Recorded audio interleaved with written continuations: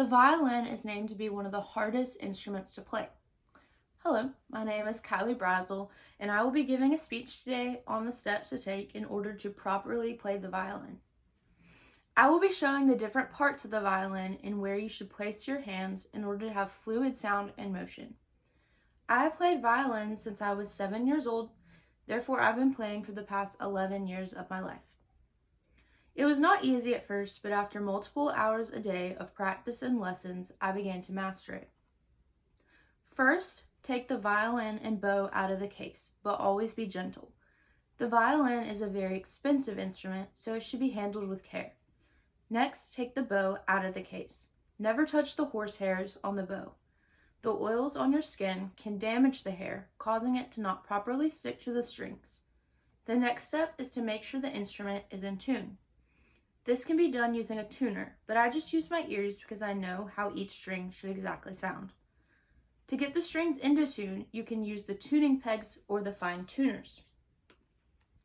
These are the fine tuners here at the bottom, and these are the tuning pegs up here, and you simply just twist them to get the pitch desired.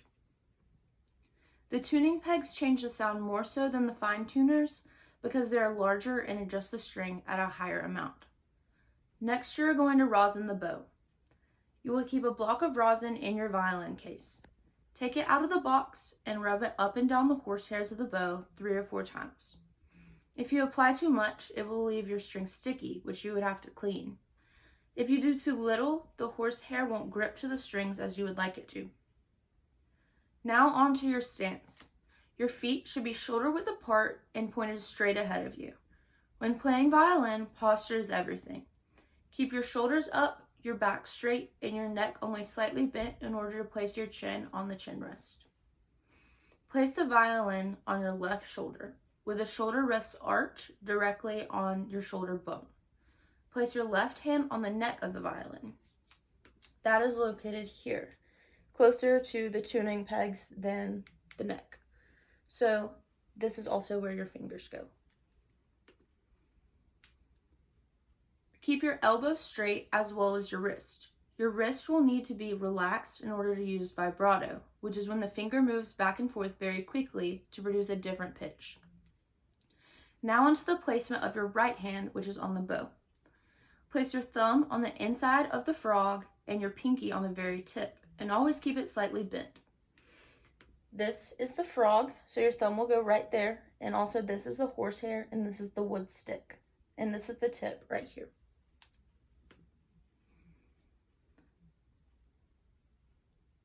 The bow becomes stiff and won't move correctly if your pinky is straight. On the very end where your pinky is located is the tension screw. You use this to adjust the tension of the horsehairs. When you aren't playing, the hair should be loose, and when you are playing, the tension should be higher so that you get a nice crisp sound. Your pointer finger is the most important part on your right hand when holding your bow.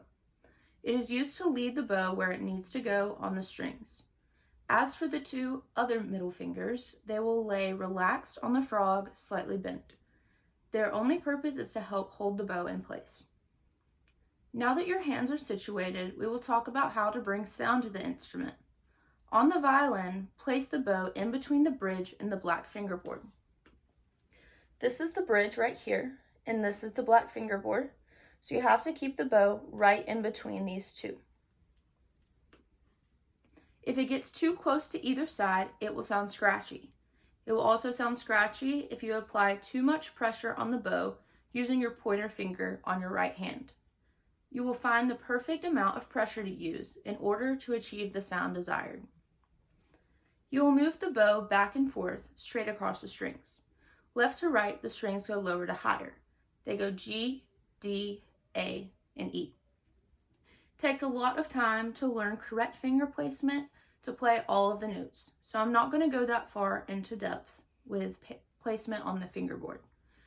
Now that you know the basics of how to properly hold the violin as well as the bow, you can easily play the open strings beautifully, given that the steps are taken correctly. If you would like to learn more, I highly suggest taking lessons because it doesn't interest most people. Thank you for listening, and I hope you enjoyed my speech.